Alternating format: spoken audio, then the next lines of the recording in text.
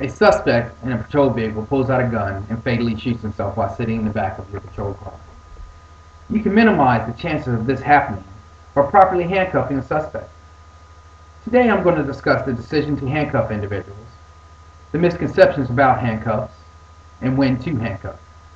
Hi, my name is Clyde Hamilton with the 78th Security Forces Squadron, Robins Air Force Base, Georgia. Let's start with the decision to handcuff individuals. The decision to handcuff is subject to sound professional judgment based on the facts of the specific incident.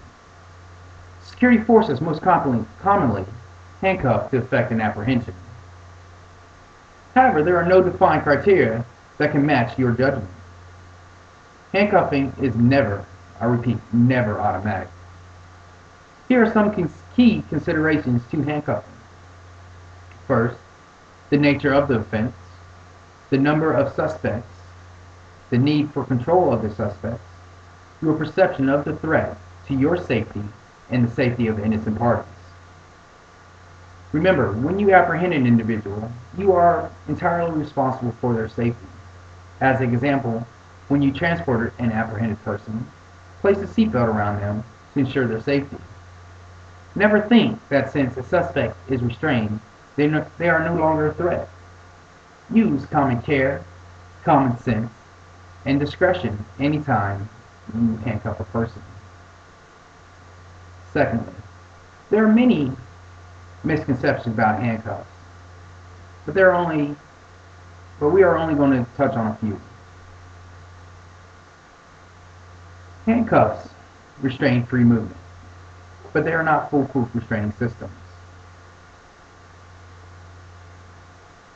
Many criminals have adopted techniques like stepping through cuffs, which places the suspect's hands in front of their body.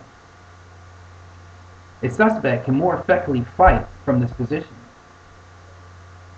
To prevent a suspect from stepping through the cuffs, consider looping the cuffs through the suspect's belt at a point below the small of their back, prior to securing the second cuff. A suspect with their hands cuffed in front poses a far greater threat than if a person was cuffed in the rear. Consider cuffing to the front only if a suspect is pregnant, wounded, or has a physical handicap that precludes handcuffing from behind their back.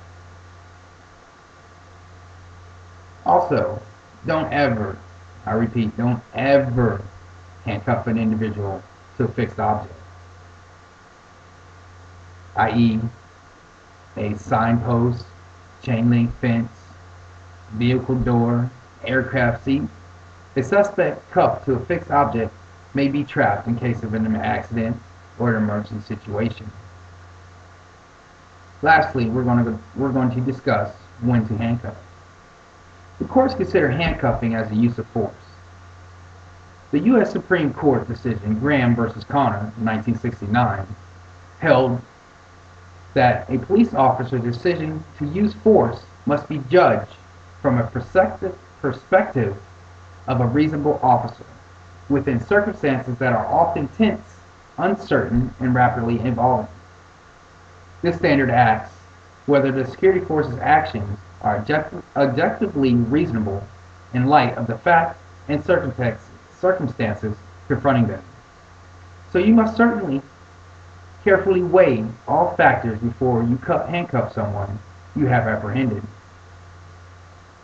Analyze all force situations to ensure that you use minimal level of force that will safely protect you and others from injury. Do not use more force than that is necessary to complete an apprehension, yet keep yourself and others free of danger. You must search and frisk all apprehended personnel prior to transport. If you decide to search a suspect, then you have also decided to handcuff, as handcuffing is an integral part of individual search procedures.